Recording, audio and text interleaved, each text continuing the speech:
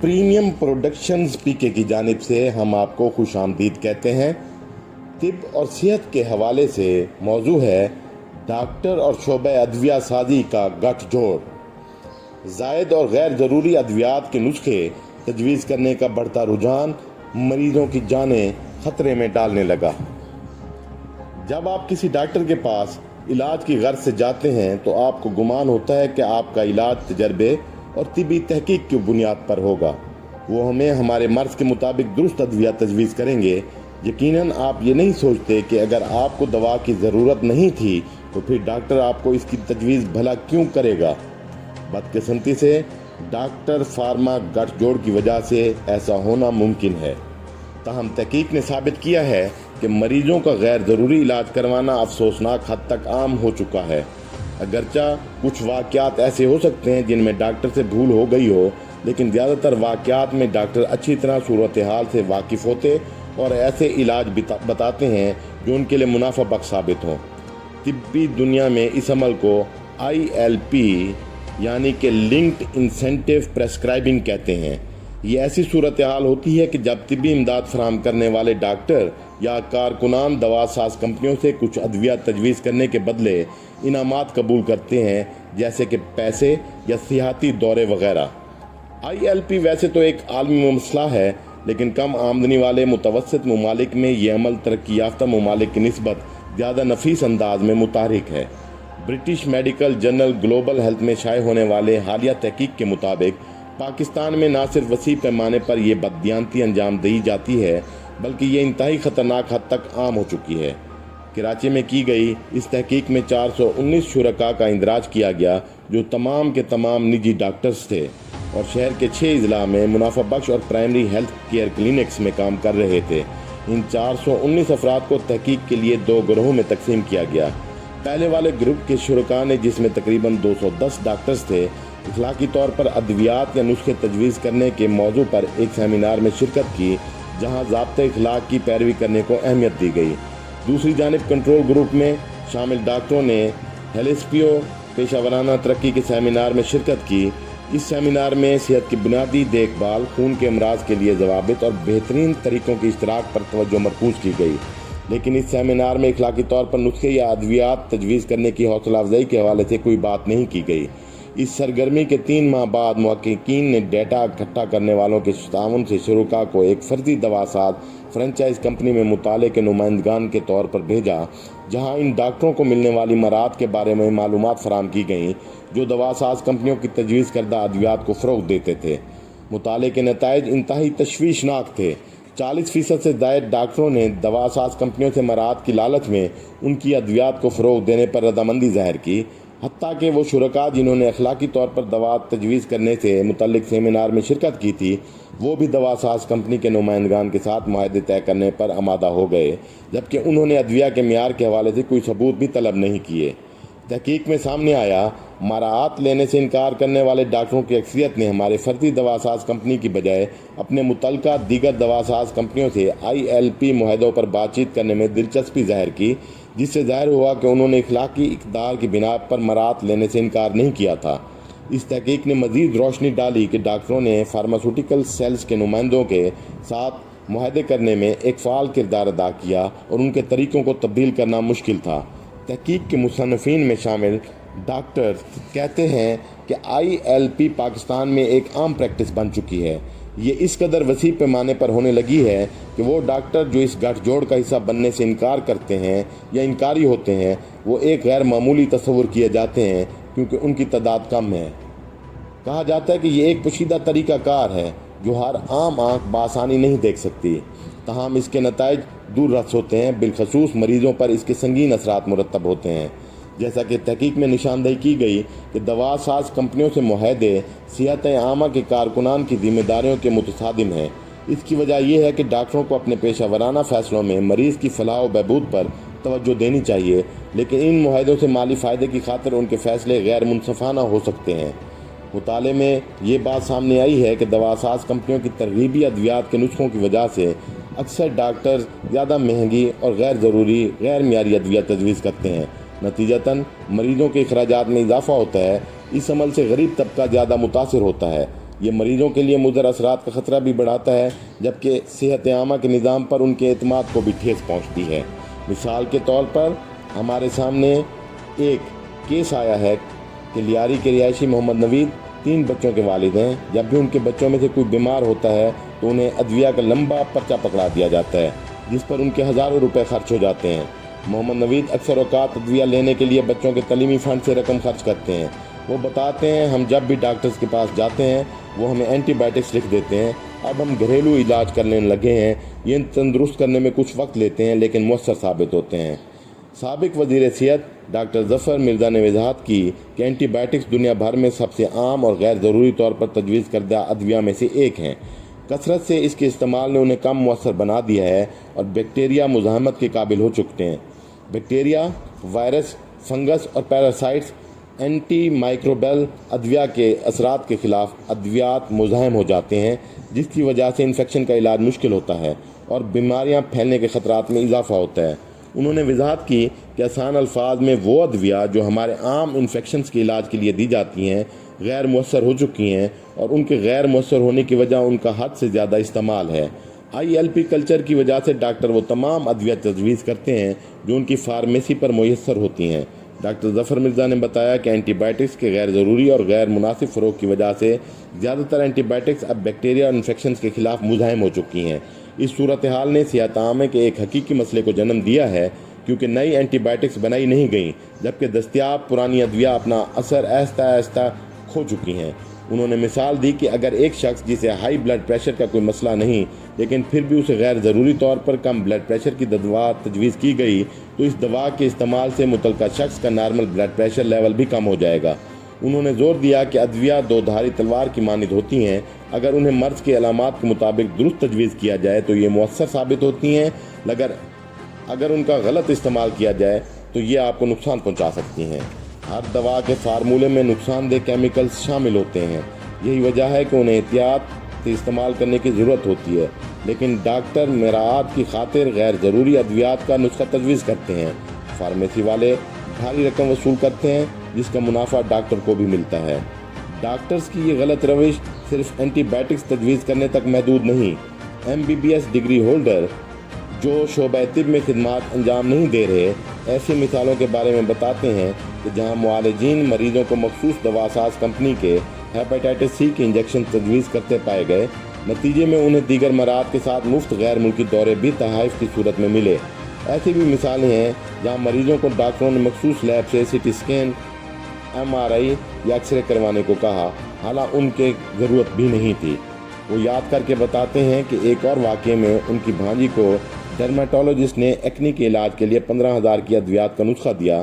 2 دن بعد ہمیں پتہ چلا کہ اسے ایکنی نہیں بلکہ خسرہ تھا۔ فارمولہ دودھ کی انڈسٹری بھی اس کی بڑی مثال ہے، جہاں یہ غلط فہمی پیدا کی جاتی ہے کہ شیر خوار کے لیے صرف ماں کا دودھ کافی نہیں، جبکہ ڈاکٹر، نرسیں، دائی اور ماہرین اطفال بھی اس پروپیگنڈے کا پرچار کرتے ہیں۔ عالمی ادارہ برائے صحت WHO کے مطابق صحت کے کارکنان کو راغب کرنے اور ان سے سفارشات کروانے کے لیے فارمولہ دودھ بنانے والی کمپنیاں کفالت، تربیتی سرگرمیوں اور تحائف بشمول نقد رقم یا کمیشن کی پیشکش کرتی ہیں۔ بدقسمتی سے پاکستان جہاں غربت عروج پر ہے اور شرح خواندگی انتہائی کم ہے، وہاں معصوم مریض اور ان کے اہل خانہ ڈاکٹرز کے نسخوں کو معتبر جانتے ہیں اور انہیں یقین ہوتا ہے کہ یہ علاج کا بہترین ذریعہ ہیں۔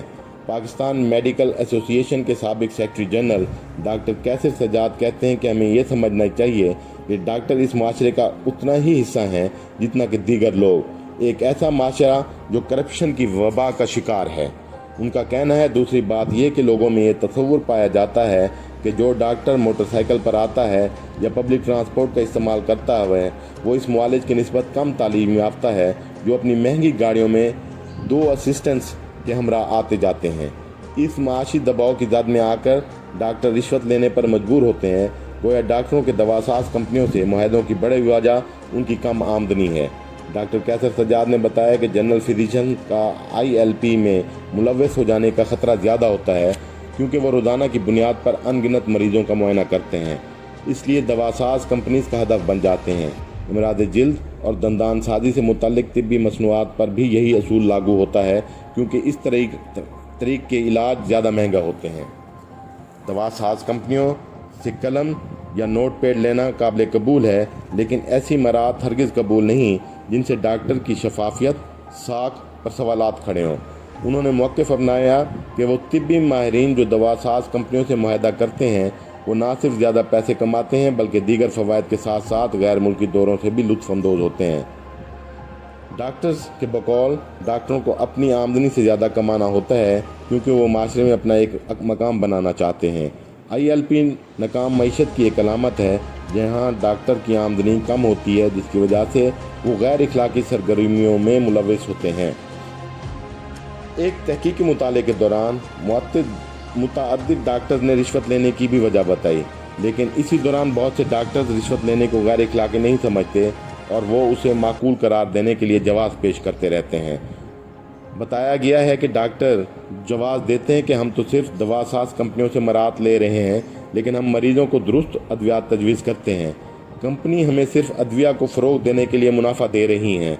डॉक्टर्स का इस गैर इखलाकी फ़ेल के लिए जवाब फराम करना मामले को मज़ीद बिगाड़ देता है, क्योंकि वो मरीजों को गैर ज़रूरी और ज़्यादा अद्विया तजवीज़ करने का सिलसिला जारी रखते हैं।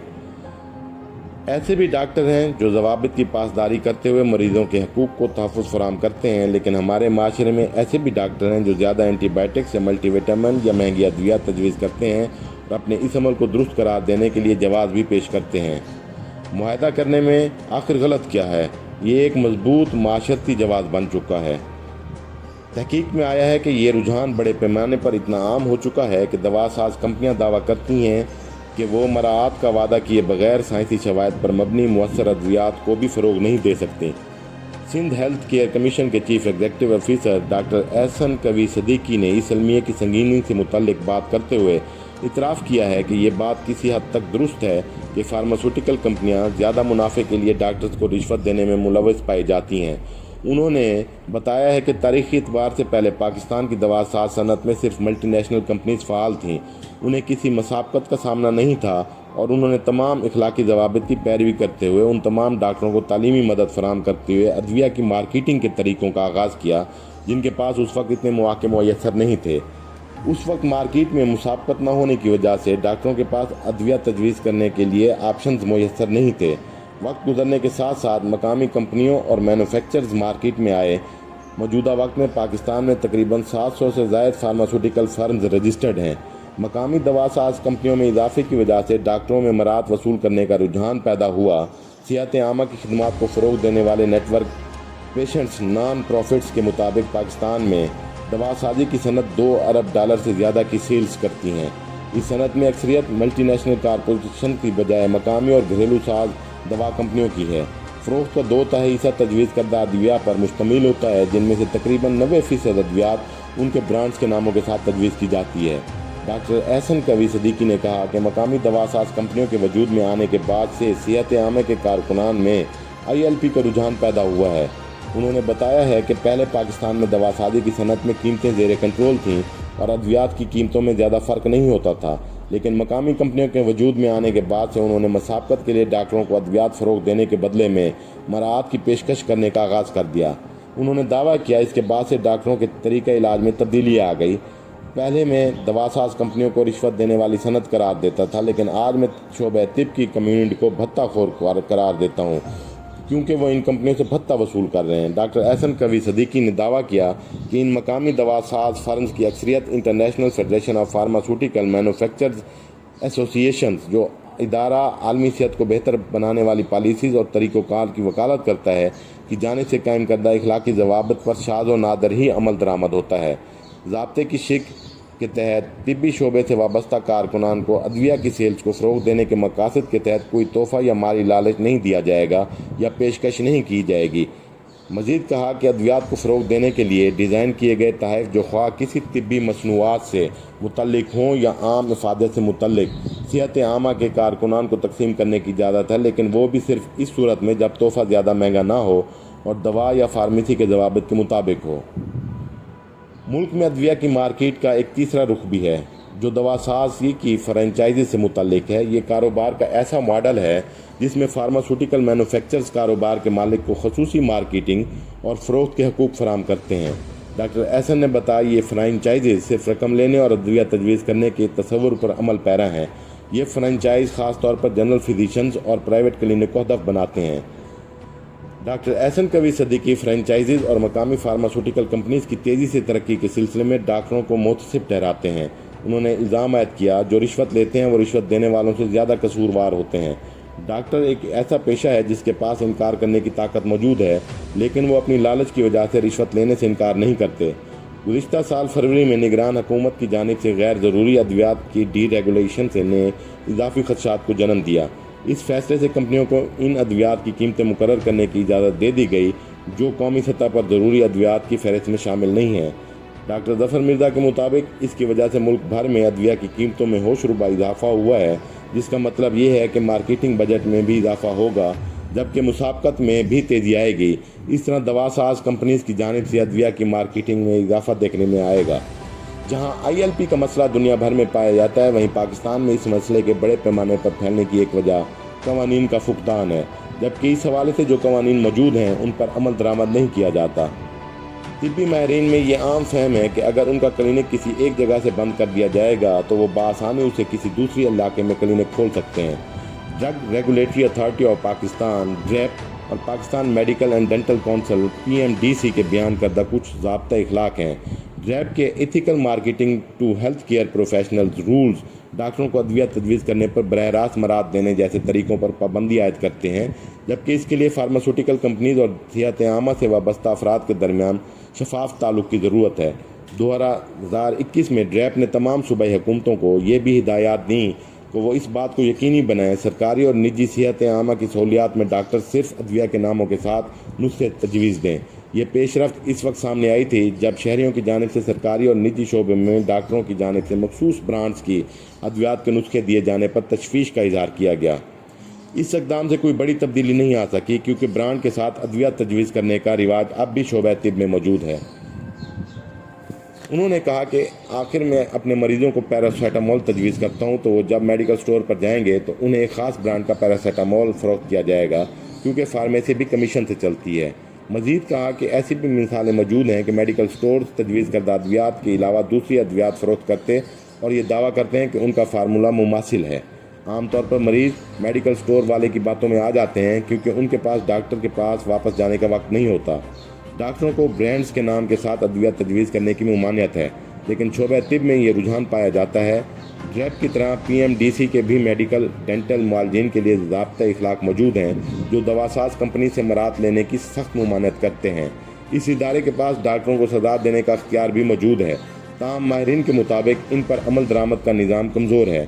WHO کی جانب سے بھی ادویہ کے فروغ کے لیے اخلاقی معیار ضابطۂ اخلاق تیار کیا گیا ہے۔ ڈاکٹر ظفر مرزا نے بتایا کہ WHO چاہتا ہے کہ یہ ضوابط معیار بن جائیں، لیکن یہ ضابطۂ اخلاق سے زیادہ کچھ نہیں، یعنی اگر آپ ان پر عمل درآمد کریں گے تو اچھی بات ہے مگر آپ اس کی پیروی کرنے کے پابند نہیں۔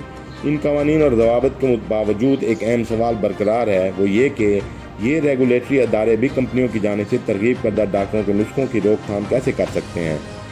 ڈاکٹر ظفر مرزا نے سوال اٹھایا کہ لوگ احتساب سے بچ جاتے ہیں کیونکہ ہم یہ کیسے ثابت کر سکتے ہیں کہ ڈاکٹر نے جو ادویہ کا نسخہ لکھ کر دیا ہے وہ ادویات کی فروغ کے مقصد سے لکھا گیا ہے اور اسے یہ درست نسخہ نہیں مان سکتے، جبکہ ایسا کوئی طریقہ کار نہیں جو ڈاکٹروں کو اس طریقہ علاج کا تعین کرنے میں مؤثر ثابت ہو سکے۔ انہوں نے موقف اپنایا کہ اس مسئلے سے نمٹنے کے لیے کثیر الجہتی نقطہ نظر کی ضرورت ہے۔ ان ریگولیٹری اداروں کے لیے ہر کلینک کا دورہ کرنا، جانچنا مشکل ہے۔ صحت عامہ کے کارکنان ضابطۂ اخلاق کی پیروی کر رہے ہیں یا نہیں، تاہم پاکستان اس حوالے سے دیگر ممالک سے سبق حاصل کر سکتا ہے جن میں امریکہ نمایاں ہے جس نے مسئلے سے نمٹنے کے لیے قانونی راستہ اختیار کیا۔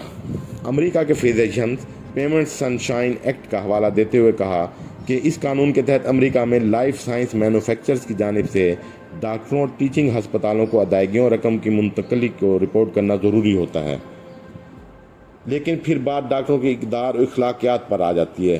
جب تک تمام سٹیک ہولڈرز جیسے حکومت، ڈاکٹر، ہسپتال، مریض، خاندان اور وہ لوگ جو فارماسیوٹیکل کمپنیز کی جانب سے مارکیٹنگ میں شامل ہوتے ہیں اپنے کردار کے مطابق ذمہ داری محسوس نہیں کرتے اور اخلاقی اقدار کو بروئے کار نہیں لاتے، تب تک اس مسئلے سے نپٹا نہیں جا سکتا۔